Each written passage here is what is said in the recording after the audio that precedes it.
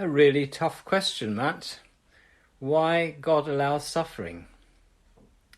Well, nobody likes it, but I bet we all do what we can to avoid it. My first thoughts really are that suffering either causes us to run to God or to run away from him. But there's a few verses in 1 Peter 1, verses 6 to 7, which read like this. In all this you greatly rejoice, though now for a little while you may have had to suffer grief in all kinds of trials. These have come so that the proven genuineness of your faith, of greater worth than gold, which perishes even though refined by fire, may result in praise, glory and honour when Jesus Christ is revealed. So the Bible tells us that it proves how genuine our faith is. It also makes us humble, and Paul talks about his thorn in the flesh in 2 Corinthians 12, and this saved him from being proud and conceited. So with suffering, we start to learn to grow in his grace so that we can give God the glory and we don't take it all for ourselves. 3 weeks ago, I was going for a walk in Kydellin Park and tripped and fell on my side and fractured my hip. And in many ways, this has given me a lot of time to even think over a question like this. And I've known that God has stepped in and showed his love and care for me in times of difficulty. I mean, he's just come through different people. They brought meals.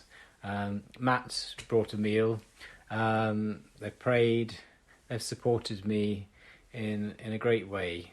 And it's a time when all the normal things of life are just suddenly stopped and you're left with those support mechanisms sort of taken away. God allows suffering. Well, it also reveals what we truly love. And there's nothing like death or illness to sharpen our senses and to really reevaluate what is important in life. So, God gets the glory and it can be revealed through any trial. So sometimes things start out as really bad, but God can turn those things around and use them for the good.